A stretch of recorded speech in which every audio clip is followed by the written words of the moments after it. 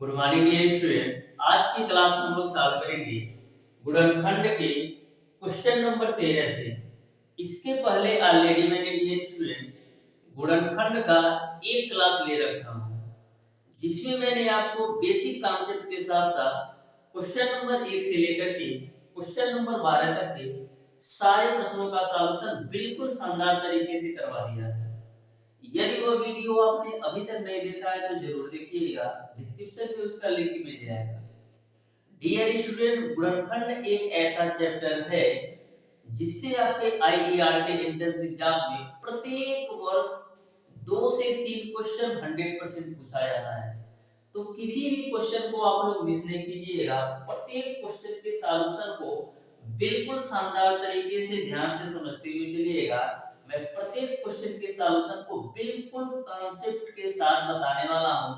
आपको कहीं से भी किसी भी प्रकार का कंफ्यूजन नहीं रहने वाला है। तो डियर स्टूडेंट, स्टार्ट करते हैं आज की क्लास।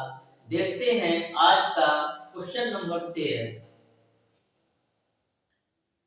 तो क्वेश्चन नंबर 13 को आप बिल्कुल ध्यान से समझिएगा। क्वेश्चन नंबर 13 दे रखा है बहुपदों 8 ब्रैकेट में x³ - 2x² + x और दे रखा है 28 ब्रैकेट में x³ - 1 के युग्म का उच्चतम उभयनिष्ठ घटक है। यानी कि आपको दो बहुपद दे रखे हैं, इन दोनों बहुपदों में उच्चतम उभयनिष्ठ घटक क्या होगा ये आपको बताना है। तो बिल्कुल सिंपल और आसान सा क्वेश्चन है। आप ध्यान से देखिएगा, कभी भी आपसे ऐसा क्वेश्चन पूछा जाए तो आप ऐसे क्वेश्चन को मैक्सिमम 10 से 15 सेकंड के अंदर कैसे सॉल्व कर सकते हो। तो देखो, पहला जो बहुपद दे रखा है वो आपको दे रखा है 8x³ - 2x² और प्लस का x। और जो दूसरा बहुपद आपको दे रखा है डियर स्टूडेंट, वो आपको दे रखा है 28 x³ माइनस का 1। इन दोनों बहुपदों के बीच उच्चतम उभयनिष्ठ घटक जो है वो आपको फाइंड आउट करना है, निकालना है। तो सबसे पहले देखिएगा, ये 8 है तो इसको हम लिख सकते हैं 4 गुणे 2 के रूप में। यहाँ पर देखिएगा हम x कॉमन ले लेते हैं, तो पूरे ब्रैकेट से x कॉमन ले लोगे तो मिलेगा आपको x² माइनस का 2x प्लस का 1। यहाँ तक आपको समझ में आया होगा। अब देखिएगा आगे भी हम सॉल्व कर सकते हैं। तो 4 गुणे 2 गुणे x हो गया।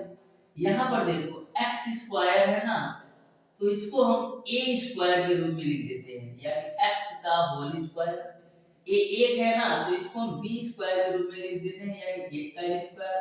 और जो आपका 2x है इसको हम 2ab के रूप में लिख सकते हैं, तो 2 गुणे x गुणे 1। यहाँ तक सबको समझ में आ गया होगा। अब देखना, a वाली वैल्यू आपको ऐसे ही नोट डाउन कर देना है।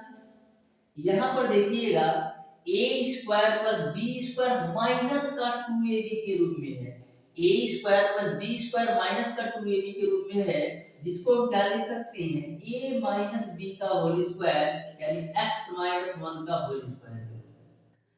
अब देखना डियर स्टूडेंट, 4 गुणे 2 गुणे x तो आपका है, x माइनस 1 का होल स्क्वायर का मतलब ये है कि x माइनस 1 दो बार है, तो इसको हम क्या लिख सकते हैं, x माइनस 1 गुणे x माइनस 1 के रूप में।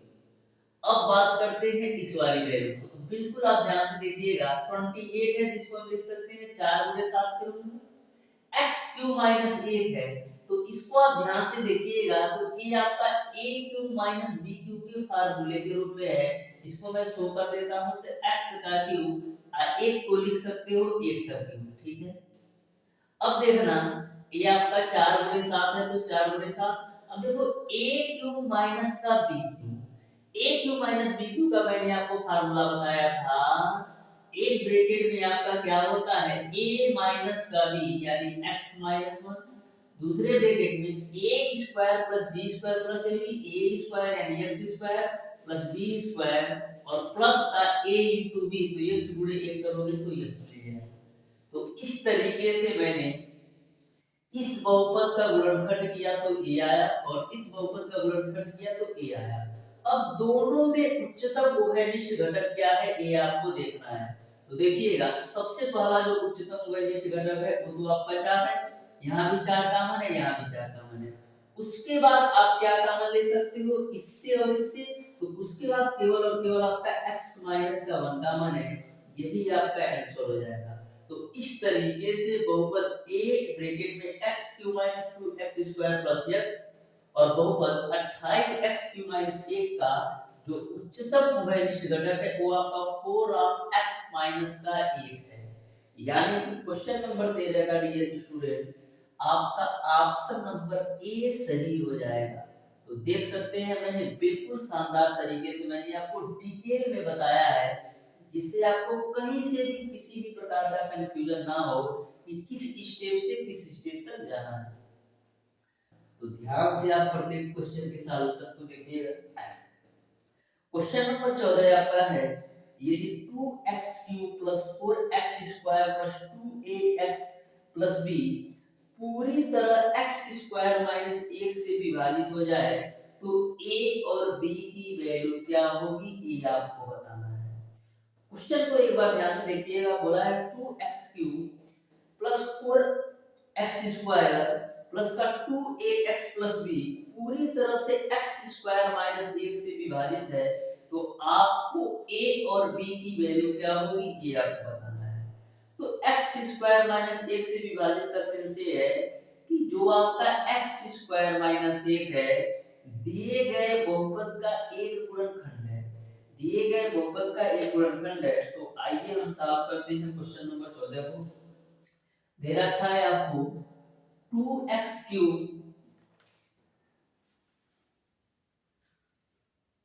दे रखा है डियर स्टूडेंट आपको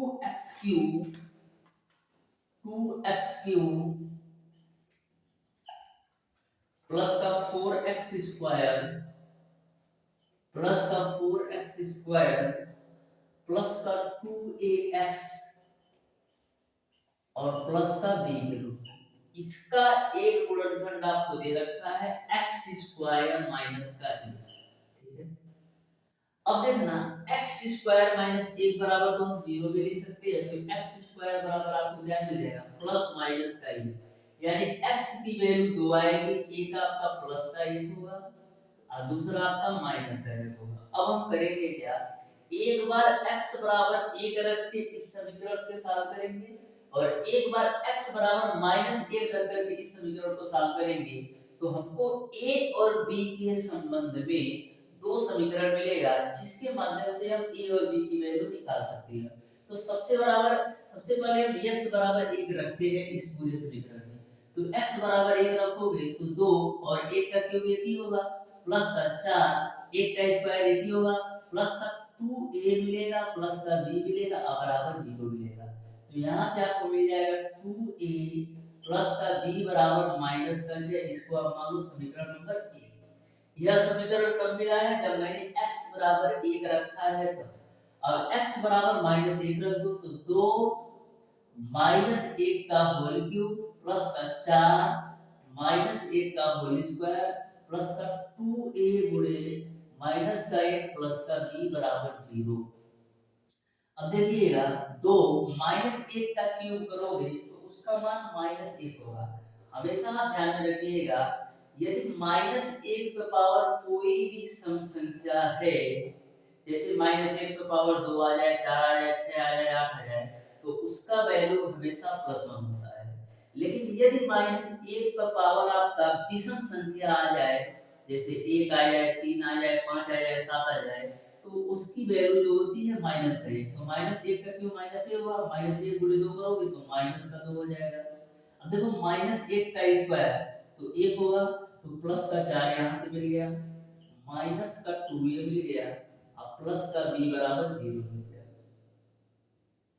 अब देखिएगा यहाँ से हम सॉल्व कर लेते हैं तो क्या मिलेगा, इस -2a को हम राइट साइड ले जाएंगे तो मिलेगा आपको 2a और प्लस का b जब राइट साइड जाएगा तो माइनस का b बराबर आपको क्या मिल जाएगा, 4 में से 2 घटा दो तो 2 मिल जाएगा। इसको हम मान लो समीकरण नंबर 2।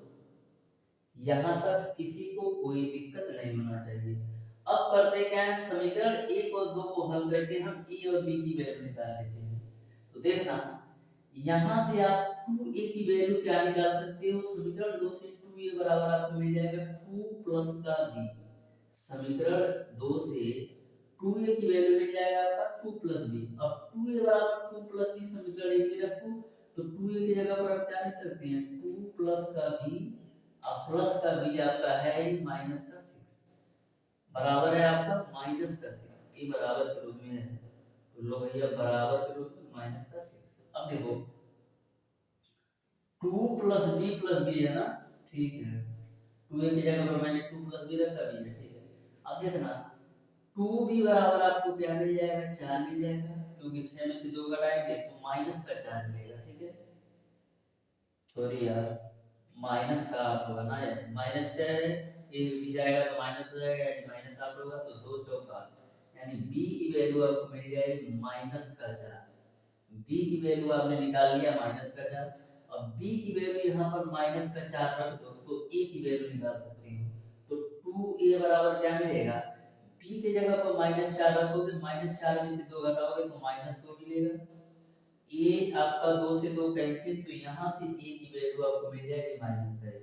इस तरीके से a बराबर माइनस 1 और b बराबर 4 होगा, यानी क्वेश्चन नंबर 14 का आपका ऑप्शन नंबर बी बिल्कुल राइट आंसर होगा।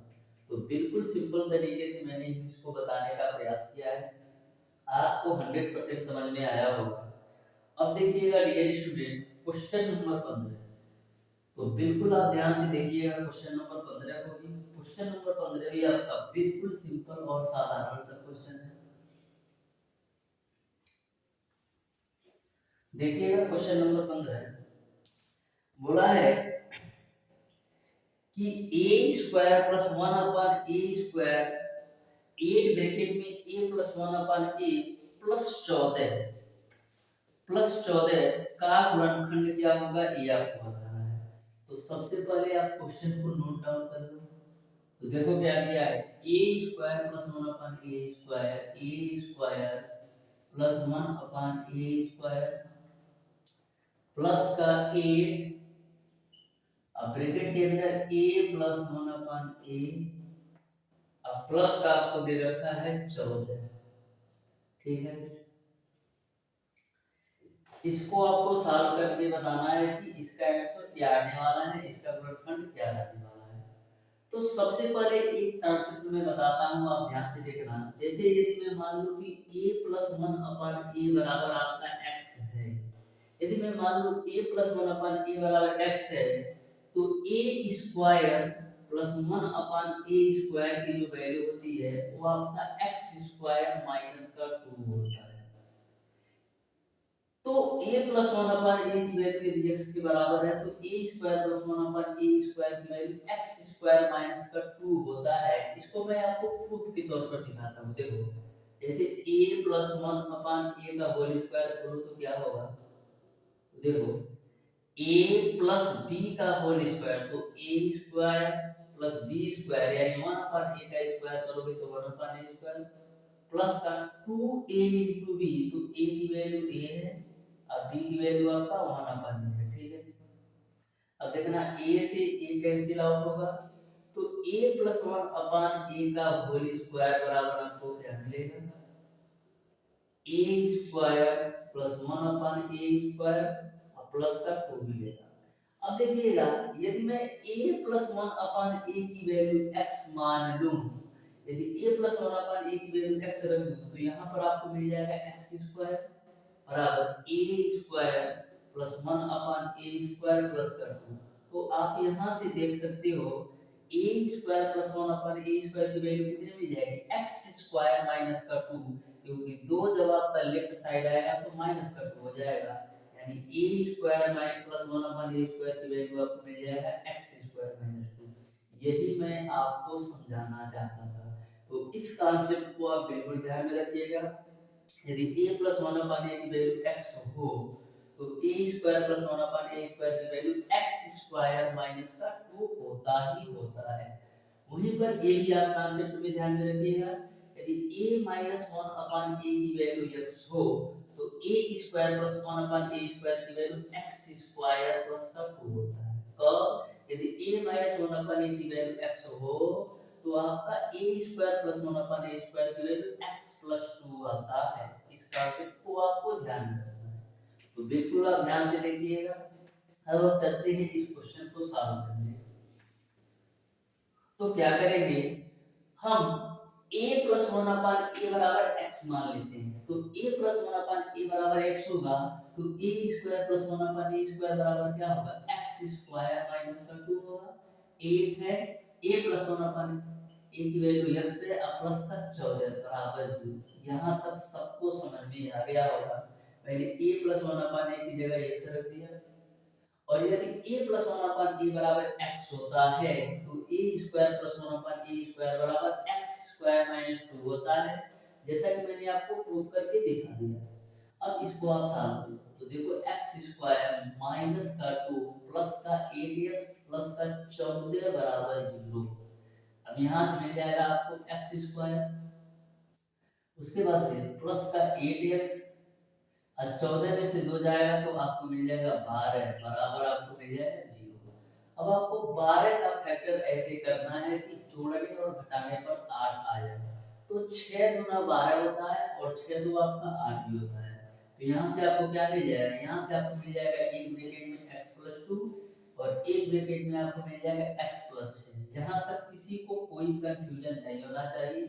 6 गुना आपका 12 होता है और 6 दो 8 होता है, जिसको हम x प्लस 2 और x प्लस 6 के रूप में लिख सकते हैं। इन दोनों ब्रैकेट का आपस में मल्टीप्लाई कराएंगे तो फिर आपको यही वाली वैल्यू मिल जाएगी।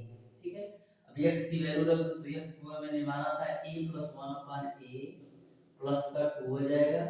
यहाँ पर भी आप x की वैल्यू रखोगे तो a plus 1 upon a plus का 6, यही आपका बिल्कुल राइट आंसर होगा। इस तरीके से डियर स्टूडेंट क्वेश्चन नंबर 15 का ऑप्शन नंबर सी बिल्कुल राइट आंसर होगा। ऑप्शन नंबर सी बिल्कुल राइट आंसर होगा। अब देखिएगा डियर स्टूडेंट क्वेश्चन नंबर 16 को, तो बिल्कुल आप ध्यान से देखिएगा क्वेश्चन नंबर 16 को। तो बिल्कुल शानदार तरीके से मैं इस क्वेश्चन का भी सॉल्यूशन कराऊंगा। तो क्वेश्चन नंबर 16 आपका है dear student, x cube minus y cube minus 9xy minus का 27 के गुणनखंड आपको बताना है। तो बिल्कुल सिंपल सा क्वेश्चन है, बिल्कुल सिंपल सा क्वेश्चन है। अब बिल्कुल ध्यान से देखना कि कभी भी आपके एग्जाम में ऐसा क्वेश्चन पूछा जाए तो कैसे सॉल्व करना। हमेशा मैं आपको बोलता हूँ कि कॉन्सेप्ट पर ध्यान दीजिए। यदि आप कॉन्सेप्ट को अच्छी तरीके से समझ गए तो कहीं से भी किसी भी प्रकार से किसी भी बुक का क्वेश्चन पूछ ले या एग्जामिनर कहीं से उठा के क्वेश्चन पढ़ दे, आपसे किसी भी प्रकार का कंफ्यूजन नहीं होना है और मैक्सिमम 10 से 15 सेकंड के अंदर सॉल्व कर सकता है। और गुणनखंड की सबसे बड़ी बात यह है स्टूडेंट कि आपको अपने सोच के लेवल को बढ़ाना है, यानी कि किस तरीके से हम सोचे, किस तरीके से हमको क्वेश्चन दिया है या क्वेश्चन किस फार्मूले के रूप में जा सकता है। यदि आप मैक्सिमम प्रैक्टिस करेंगे तो ये आपको क्वेश्चन देखते ही पता चल जाएगा कि हाँ इस क्वेश्चन को किस तरीके से बहुत कम समय के अंदर सॉल्व कर सकते हैं। तो जैसे देखिएगा आपको दे रखा है क्वेश्चन नंबर 16 को, दे रखा है आपको एक्स क्यूब माइनस का वाई क्यूब अब माइनस का 9xy अब माइनस का 27। ठीक है, इसका गुणनखंड आपको करना है। तो यदि आप ध्यान से क्वेश्चन को देखेंगे तो कहीं ना कहीं आपको देखने को मिल रहा होगा कि ए क्यूब बी क्यूब और सी क्यूब के रूप में कहीं ना कहीं आपका क्वेश्चन है। आइए मैं आपको दिखाता हूँ। देखिए एक्स क्यूब है ना, तो इसको हम लिख लेते हैं एक्स का, यहाँ पर माइनस का वाई क्यूब है तो इसको आप देखो प्लस माइनस का वाई का क्यूब लिख सकते हो। क्यों? क्योंकि माइनस वाई का आप क्यूब करोगे तो फिर आपको माइनस वाई क्यूब ही मिलेगा। क्यों? देखो माइनस वाई का क्यूब करोगे तो माइनस वाई क्यूब मिलेगा, अब बाहर प्लस है तो प्लस माइनस का गुणा कराओगे तो माइनस ही मिल जाएगा। तो यह आपको समझना है। फिर उसी प्रकार से माइनस का 27 है, इसको हम क्या लिख सकते हैं? माइनस का 3 का होल क्यूब। ठीक है, अब देखिएगा माइनस 9xy है ना, माइनस 3 गुणे x गुणे y गुणे माइनस का 3 के रूप में लिख सकते हो। देखो 3 गुणे माइनस 3 गुणे यहाँ पर x प्लस में है, ठीक है, y भी माइनस में आएगा और आपका -3 आएगा। यहाँ तक किसी को कोई दिक्कत नहीं होगा। देखो 3a 3a की वैल्यू x, b की वैल्यू -y मैंने रख दिया और c की वैल्यू मैंने -3 रख दिया। अब देखिएगा जब इनका आपस में मल्टीप्लाई कराओगे तो 3 3 का 9 होगा, x होगा और y होगा। अब साइन की बात करते हैं तो माइनस माइनस गुणा होकर के प्लस हो जाएगा, a माइनस आपका आगे आ जाएगा। ठीक बात है, किसी को कोई दिक्कत नहीं होगा। ठीक है, अब देखिएगा a cube plus b cube plus c cube minus का 3abc के रूप में हो गया। यह जो आपका क्वेश्चन दिया था a cube plus b cube plus c cube minus का 3abc के रूप में हो गया, तो a cube plus b cube plus c cube minus का 3abc बराबर क्या होता है, एक ब्रैकेट में a plus b plus c यानी x माइनस y माइनस का 3, एक ब्रैकेट में a square plus b square plus c square minus ab minus bc minus c, तो a स्क्वायर यानी x square plus b square यानी minus y का square करेंगे तो y square plus c square यानी माइनस 3 का square करेंगे तो 9 होगा और माइनस का a इंटू बी, तो a की वैल्यू x है और b की वैल्यू आपका माइनस का y है, माइनस का b इंटू सी, तो b की वैल्यू है आपका माइनस का y और c की वैल्यू आपका माइनस का c, तो माइनस का ए बी माइनस का बी सी माइनस का सी ए, तो माइनस का c की वैल्यू माइनस का 3 है और a की वैल्यू आपका x है। यहाँ तक सबको क्लियर समझ में आया होगा।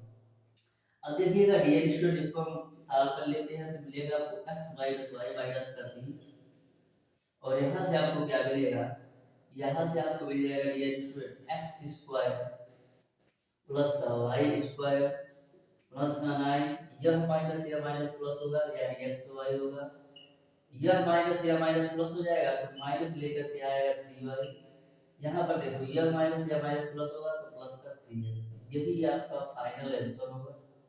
इस तरीके से डियर स्टूडेंट आप चेक कीजिए क्वेश्चन नंबर 16 का कौन सा ऑप्शन सही होगा। क्वेश्चन नंबर 16 का डियर स्टूडेंट ये आपका क्वेश्चन नंबर 16 का ऑप्शन नंबर सी सही हो जाएगा। एक बार मिला भी लेता हूं मैं, क्वेश्चन नंबर 16 का ऑप्शन नंबर सी सही हो जाएगा।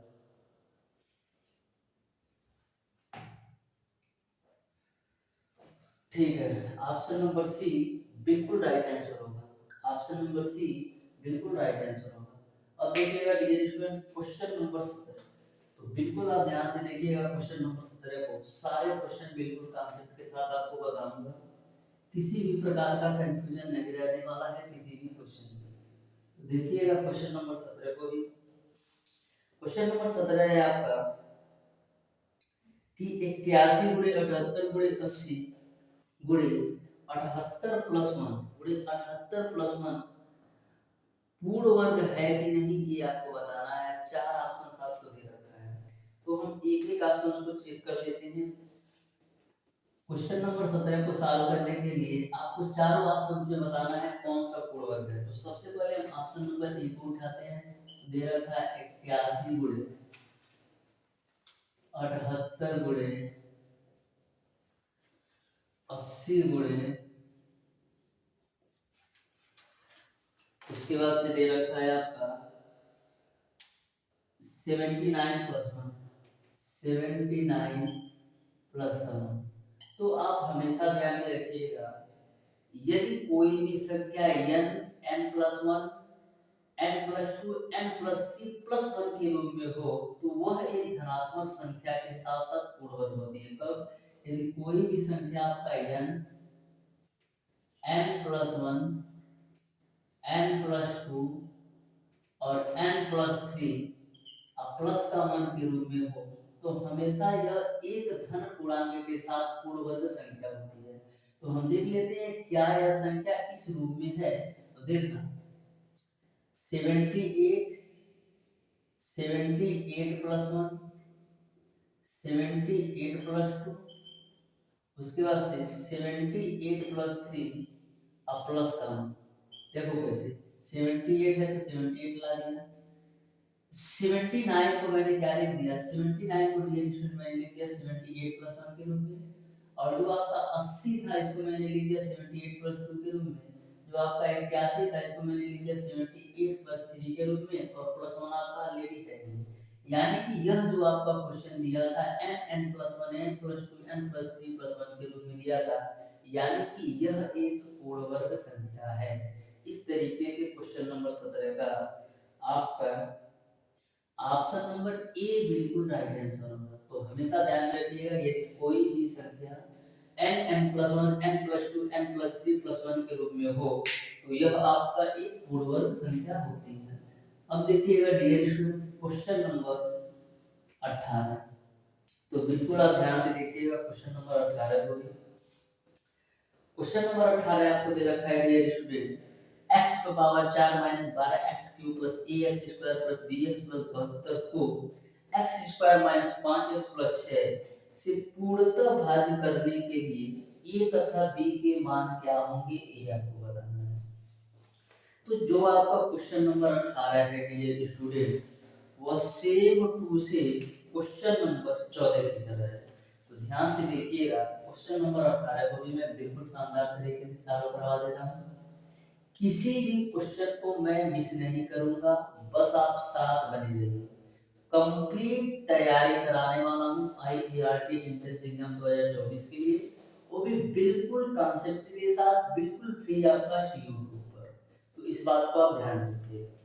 क्वेश्चन नंबर 18 में आपको दे रखा है व्यंजक x का power 4 minus 12x cube minus का 12x क्यूब प्लस का ax स्क्वायर प्लस का ax स्क्वायर प्लस का bx प्लस 72 ये है, ठीक है। को x square minus 5x plus 6 से पूर्णतः भाज्य कराने के लिए a और b का मान क्या होगा, ये आपको बताना है। इससे x square minus 5x plus 6 से पूर्णतः विभाजित कराने के लिए a और b का मान क्या होगा, ये आपको बताना है। तो देखना, इसको मैं लिख देता हूँ बराबर 0 के रूप में, इसका फैक्टराइज कर दो। तो 6 का आपको ऐसे फैक्टर करना है कि जोड़ने और घटाने पर 5 जाए। तो 3 दूना 6 होता है और 3 दो आपका 5 भी होता है। तो इसको आप किस तरीके से लिख सकते हो, इसको आप लिख सकते हो x माइनस का 3 और x माइनस का 2 के रूप में बराबर 0। यह मैंने डायरेक्ट इसलिए लिख दिया कि स्टूडेंट आपको सोचना है, 3 दूना 6 होता है। अब देखो यहाँ पर आपको प्लस चाहिए, यानी कि यह भी माइनस में आएगा, यह भी माइनस में लेकर आएगा। तो जब तक आप मैक्सिमम नंबर आप प्रैक्टिस नहीं करोगे तब तक यह पता नहीं चलेगा। तो मैक्सिमम नंबर आप प्रैक्टिस से आपका जो टाइम है ना, बहुत टाइम सेव होगा, यानी कि बहुत टाइम बचा सकते हैं। जैसे x square minus 5x plus 6 को मैंने डायरेक्ट लिख दिया x माइनस 3 x माइनस 2 को। कैसे, मैंने सोचा यहाँ पर आपको प्लस 6 चाहिए, यानी यह भी माइनस होगा, यह भी माइनस, तभी तो 3 दूना 6 और माइनस माइनस प्लस होगा। माइनस का 5x चाहिए, देखो माइनस का 3x यहाँ से मिलेगा और माइनस का और माइनस का 2x यहाँ से मिलेगा, तो माइनस का 5x। तो इन दोनों ब्रैकेट का आपस में मल्टीप्लाई कराएंगे तो पुनः आपको यही मिल जाएगा। तो मैक्सिमम नंबर ऑफ क्वेश्चन को आप सॉल्व कीजिएगा तो आपके दिमाग में सेट ही हो जाएगा कि हाँ इसका फैक्टर यही होगा, ठीक है। तो यहाँ से देखिएगा x के दो मान आएंगे, एक आपका x का जो मान आएगा वो आपका 3 आएगा और यहाँ से जो x का मान आएगा वो आपका 2 आएगा, ठीक है। तो सबसे पहले हम x बराबर 2 रख के इस समीकरण को सॉल्व करके a और b की वैल्यू निकालेंगे और फिर x बराबर 3 रख करके इस समीकरण को सॉल्व करके a और b में संबंध लिखेंगे। तो दोनों a और b के समीकरण से हम a और b की वैल्यू निकालेंगे। तो सबसे पहले हम x बराबर 3 रखते हैं, तो 3 पे पावर आपका हो जाएगा 4 माइनस का 12 गुणे 3 का क्यूब प्लस का a गुणे 3 का स्क्वायर करोगे 9 प्लस का 3b और प्लस का 72 0, ठीक है। अब देखो 3 का पावर 4 की वैल्यू 81, तीन तिरे का 9 27 हो जाएगा, 27 गुणे 12 हो जाएगा। उसके बाद से आपका 9a है प्लस का 3b है प्लस का 72 है बराबर आपका है 0। अब देखिएगा 9a है तो 9a रखो, प्लस का 3b है तो 3b रखो। अब देखिएगा प्लस वाली वैल्यू को आपस में जोड़ लेते हैं तो 2 और 1 3 हो जाएगा और 8 7 15 153 हो जाएगा। 81 और 72 को मैंने जोड़ लिया। अब देखिएगा इन दोनों का आपस में गुणा करा लेते हैं, वो भी माइनस के साथ आएगा तो 12 से 84 को 4 हासिल करके 8 अब 12 दूना 24 36 2 32 कितना आएगा 324 बराबर आपको आ जाएगा 0। तो यहाँ से आप सॉल्व कर लो 9a प्लस का 3b। अब देखो 4 में से 3 जाएगा 1, फिर 12 में से 5 जाएगा आपका 7 होगा, फिर यहाँ पर 2 में से 1 जाएगा 1 यानी कि माइनस का 131 बराबर 0 मिल जाएगा। इसको आप और सिंपलीफाई कर सकते हो, 3 का मान लो तो मिलेगा आपको 3a प्लस का b, यहाँ पर 3 का मान लो क्या होगा 3 बचे 15 और 3 7 21 बराबर 0। इसको आप मान लो समीकरण 1। यहाँ तक सबको समझ में आया होगा। अब जब मैंने x बराबर 3 रखा तो a b में संबंध आपका इस तरीके से आया। अब x बराबर हम 2 रखेंगे तो 2 पे पावर 4 यानी 16 माइनस का 12 गुणे 2 का क्यूब करोगे तो 8 मिलेगा, प्लस का a गुणे 2 का स्क्वायर करोगे तो 4 मिलेगा, प्लस का b गुणे x की वैल्यू 2 हो जाएगी और प्लस का 72 बराबर आपको हो जाएगा 0। ठीक, अब देखिएगा a गुणे 4 तो 4 यहाँ से मिलेगा, अब b गुणे t प्लस का 2b यहाँ से मिलेगा। अब देखिएगा यहाँ पर 72 और 16 जोड़ोगे तो 88 होगा, 72 और 16 जोड़ोगे तो 88 होगा। 88 में से माइनस 96 घटाओ तो 88 में से आप माइनस 96 घटाओगे तो केवल मिलेगा आपको माइनस का 8 बराबर 0। इसको और सिंपलीफाई कर लो तो मिलेगा आपको 2a प्लस का b बराबर 4। इसको आप मान लो समीकरण 2। मैंने क्या किया 2 का मान लिया, ठीक है, ये समीकरण 2 हो गया। यहाँ तक आपको अच्छी तरीके से समझ में आ गया होगा। अब देखिएगा a और b के संबंध में आपको 2 समीकरण मिल गए तो यहाँ से आप a और b की वैल्यू आसान तरीके से निकाल सकते हो।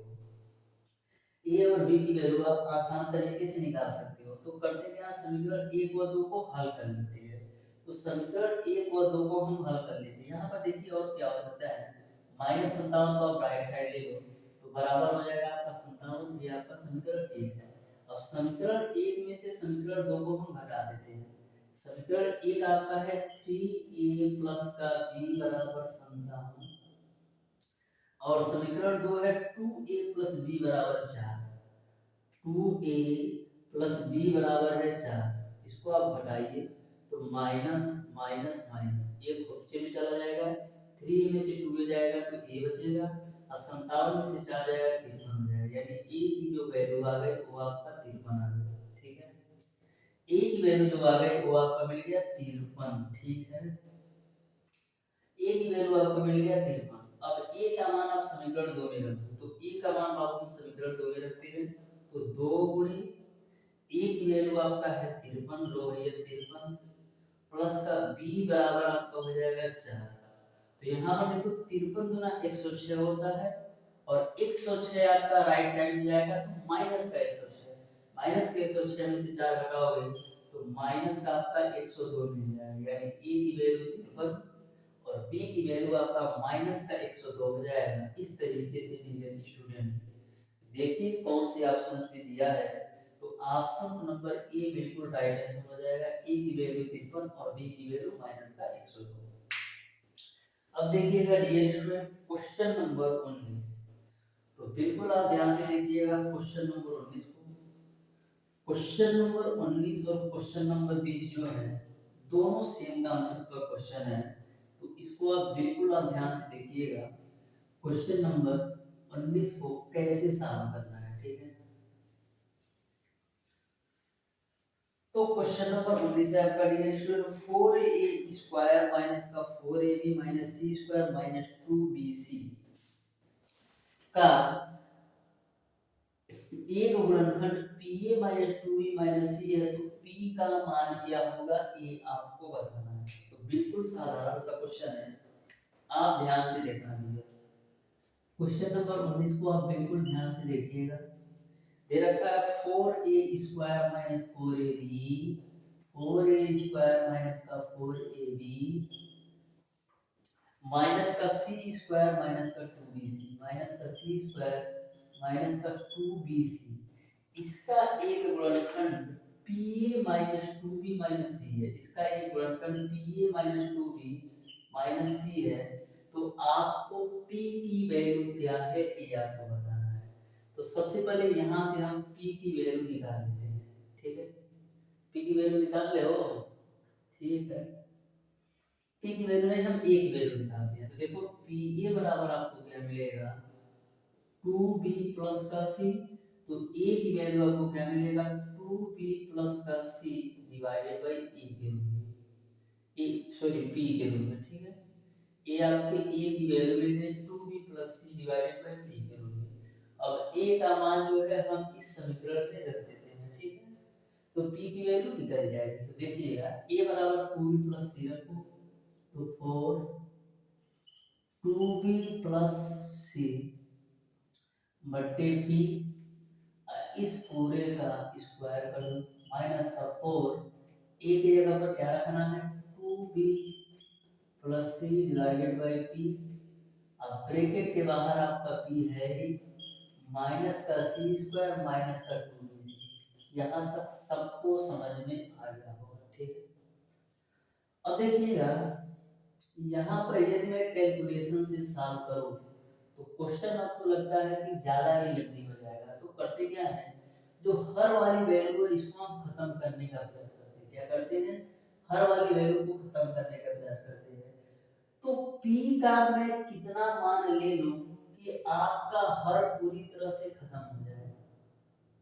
बात को समझिएगा, यहाँ पर p की वैल्यू आपको ऐसा सोचना है कि जो नीचे वाली वैल्यू है वो अब कम हो जाए।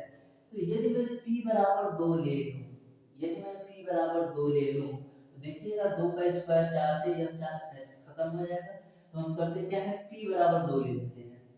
एक बार एक स्टेप और चलते हैं, तो देखिएगा 4 2b प्लस c का होल स्क्वायर बटे का आपका हो जाएगा p², अब माइनस का 4 2b plus c divided by p into का b, अब माइनस का c² माइनस का आपका हो जाएगा 2bc। अब हम p बराबर 2 ले लेते हैं। मैं एक जोक कर रहा हूँ, ऐसा इसलिए मान रहा हूँ क्योंकि हमको नीचे वाली वैल्यू को पूरी तरह से खत्म करना है। तो p बराबर यदि आप 2 रखेंगे तो यहाँ पर आपको 4 मिलेगा, यहाँ पर आपको 2 मिल जाएगा। p बराबर मैंने 2 रख दिया। अब देखो 4 से 4 आपके पीछे में चले गए, यहाँ से 2 से काट दो तो 2 दूना 4 हो जाएगा। अब देख सकते हैं हर पूरी तरह से खत्म हो गया, यानी कि मैं हर का मामला पूरी तरह से निपटा दिया। कैसे, p की वैल्यू 2 मान करके। यदि आपका यह बचा हुआ जो समीकरण है कट पिट करके 0 आ जाता है तो इसका मतलब ये है p की जो वैल्यू है वो आपका 0 ही होगा। तो देख लेते हैं 2b प्लस c का होल स्क्वायर खोल दो, तो a प्लस b का होल स्क्वायर खोल दो तो a² यानी 4b² प्लस का c² प्लस का 2ab यानी कि 2 दूना 4 bc हो जाएगा। अब देखिएगा 2 इंटू बी यानी 2b का गुणा हमको 2b प्लस c में कराना है। 2b का गुणा 2b प्लस c में कराओ तो क्या मिलेगा 4b² प्लस का 2bc, ठीक है, माइनस का c² माइनस का 2bc। अब देखो माइनस 2bc प्लस 2bc खुपचा में, माइनस c² प्लस c² खुपचा में, और क्या कटने वाला है देखना।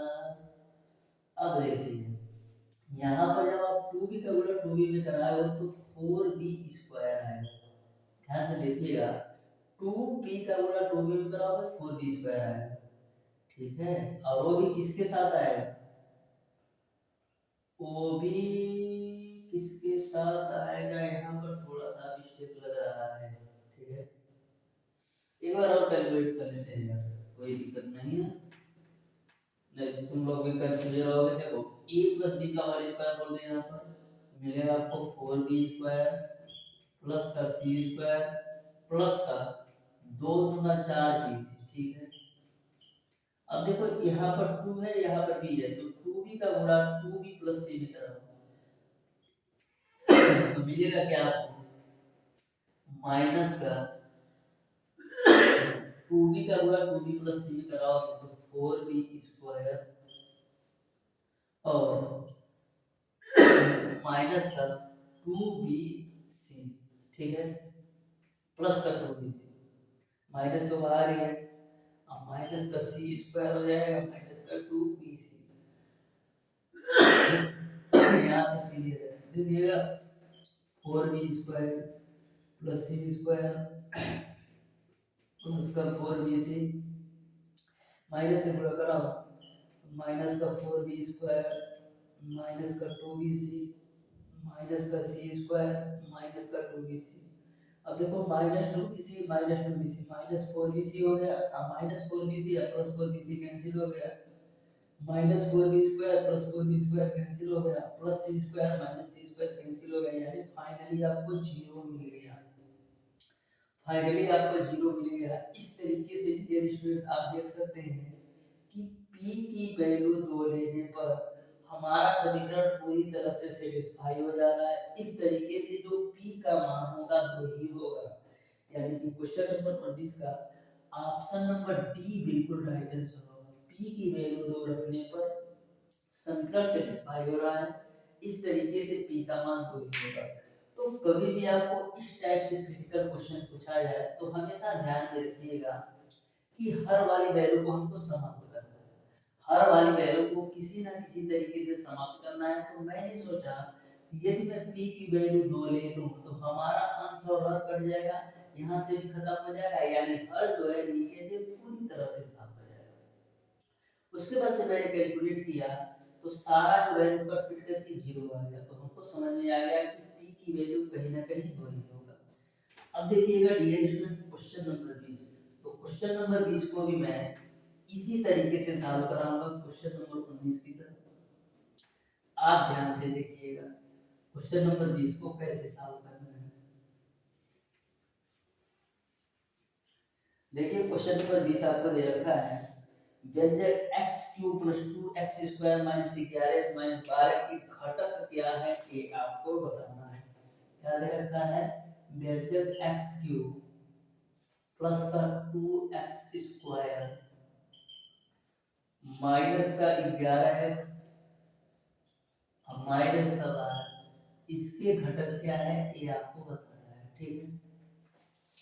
तो यदि आप सिंपल तरीके से इस क्वेश्चन को सॉल्व करना चाहें तो सॉल्व तो हो जाएगा, लेकिन बहुत ही लेंथी हो जाएगा। तो मैं बताता हूँ कैसे सॉल्व करना है। देखिए यदि आप इसको द्विघात समीकरण से इस वाली वैल्यू को तोड़ना चाहे तो क्या तोड़ सकते हैं, तोड़ने के लिए तोड़ सकते हैं, लेकिन फिर इसका क्या करेंगे, फिर इसका क्या करोगे, तो देखिएगा कैसे सॉल्व करेंगे। ऐसा क्वेश्चन कभी भी आपसे पूछा जाए जो क्रिटिकल लगता हो, जो गुणनखंड या द्विघात समीकरण से ना सॉल्व हो, तो हम करते क्या हैं, वैल्यू पुट मेथड से सॉल्व करते हैं। वैल्यू पुट मेथड क्या होता है, सबसे पहले हम x बराबर -1 पर इस समीकरण को देखते हैं। यदि x बराबर -1 रखने पर यह समीकरण सेटिस्फाई हो जाता है तो हमारा जो a गुणनखंड क्या आएगा, x+1 आएगा। x+1 बराबर 0 होगा तभी तो x बराबर -1 होगा। यदि x बराबर -1 रखने पर यह समीकरण सेटिस्फाई हो जाता है तो हमको क्लियर पता चल जाएगा कि x³ + 2x² - 11x - 12 का एक गुणनखंड आपका x+1 है। तो सबसे पहले हम x बराबर -1 रखते हैं, तो -1 का क्यूब करोगे तो माइनस का 1, यहाँ पर -1 का स्क्वायर 1 तो 2 मिल जाएगा, -11 गुणे माइनस का 1 मिलेगा और माइनस का 12 मिलेगा बराबर 0। अब देखना माइनस का 1 प्लस 2 -11 गुणे प्लस का 11 और माइनस का 12। अब देखो -12 और 1 -13 और 11 मिलते हैं, -12 और -1 -13 और ये आपका +13, यानी कि फाइनली 0 मिल गया। यानी कि एक जो व्यंजक हमारा होगा x प्लस वन। अब चारों ऑप्शंस को आप ध्यान से देखिए, किस किस ऑप्शंस में आपका x प्लस वन दिया है। तो आप ध्यान से देखेंगे तो केवल और केवल आपका ऑप्शन नंबर ए और ऑप्शन नंबर सी में x प्लस वन दिया है। ऑप्शन नंबर ए और ऑप्शन नंबर सी में आपका x प्लस वन दिया है। दो ऑप्शन तो वैसे ही आपके एलिमिनेट हो गए, एक आपका ऑप्शन नंबर बी और ऑप्शन नंबर डी वैसे ही खत्म हो गया, क्योंकि उन ऑप्शंस में आपका x प्लस वन नहीं दिया है। अब लड़ाई केवल आपका ऑप्शन नंबर ए और सी में है। अब देखिएगा ऑप्शन नंबर ए और सी में कौन कौन सा दिया है। एक आपको दे रखा है x minus three x plus four और एक में आपको दे रखा है x plus three x minus four. जो ऑप्शन नंबर बी में दे रखा है x प्लस फोर और x माइनस का थ्री, और ऑप्शन नंबर सी में आपको दे रखा है x minus three x plus four. Sorry sorry sorry यार, x प्लस वन वाला जो वैल्यू है वो आपका a और d में दिया है, a और c में दिया है ना यार। तो option number A x plus one x plus three x minus four है ये, और x प्लस थ्री है। और जो आपका ऑप्शन नंबर सी है x minus three x plus four, x minus three और x प्लस फोर। ठीक बात है कि नहीं। अब इन दोनों ऑप्शंस में लड़ाई है कि कौन सा ऑप्शन सही होगा। तो सबसे पहले हम करते क्या है, एक के बाद दो बढ़ते हैं तो दो दिया नहीं है, x का मान दो के रूप में दिया नहीं है। फिर तीन में बढ़ते हैं तो सबसे पहले यहाँ पर हम प्लस वाला तीन लेते हैं, यानी कि यदि हम x माइनस तीन बराबर जीरो ले तो x की वैल्यू कितना लेना पड़ेगा, तीन लेना पड़ेगा। यदि x बराबर तीन रखने पर यह समीकरण सेटिस्फाई होता है तो हमारा जो ऑप्शन सही होगा केवल और केवल ऑप्शन नंबर सी सही होगा। यदि x बराबर तीन रखने पर समीकरण सेटिस्फाई नहीं होता है तो हम फिर आगे देखेंगे, तो देख लेते हैं। तो x बराबर तीन रखो तो तीन का क्यूब करोगे तो आपको मिलेगा 27 प्लस का दो गुणे तीन का स्क्वायर करोगे 9 माइनस का 11 गुणे तीन करोगे तो 33 मिलेगा। अब माइनस का 12 मिलेगा बराबर आपको मिलेगा 72। तो यहाँ पे मिलेगा आपको 27 प्लस का 18 माइनस का 33 और माइनस 12 जोड़ोगे तो माइनस का कितना मिल जाएगा, माइनस का आपको मिल जाएगा 45 बराबर 0। अब देखिएगा 8 7 15 को 5 दो एक तीन एक चार, 45 माइनस 45 बराबर 0, यानी कि ये आपके कट जाएंगे, यानी फाइनली आपको 0 मिल जाएगा। तो आप देख सकते हो कि जो आपका x बराबर 3 रखने पर यह दिया गया समीकरण सेटिस्फाई हो रहा है, और x बराबर माइनस एक रखने पर भी यह समीकरण सेटिस्फाई हो रहा है, यानी कि इस समीकरण का जो व्यंजक होगा x प्लस वन और x माइनस का तीन होगा। तो x प्लस वन और x माइनस थ्री केवल और केवल ऑप्शन नंबर सी में दे रखा है। इस तरीके से डियर स्टूडेंट क्वेश्चन नंबर 20 का ऑप्शन नंबर सी ही सही होगा। तो हमेशा ध्यान में रखिएगा, कभी भी आपको इस टाइप के क्वेश्चन पूछा जाए तो हमेशा ऑप्शंस को एलिमिनेट करिए कि हाँ यह ऑप्शंस नहीं हो सकता, यह ऑप्शंस नहीं हो सकता। उसके बाद से आप क्वेश्चन को बिल्कुल सिंपल तरीके से सॉल्व कर सकते हो, क्योंकि आप आंसर के नजदीक पहुंच जाते हो। जैसा कि मैंने इस क्वेश्चन को सॉल्व करके बताया, ऑप्शन नंबर बी और डी तो वैसे ही खत्म हो गए, किसी काम के नहीं है। अब लड़ाई है ऑप्शन नंबर ए और सी की।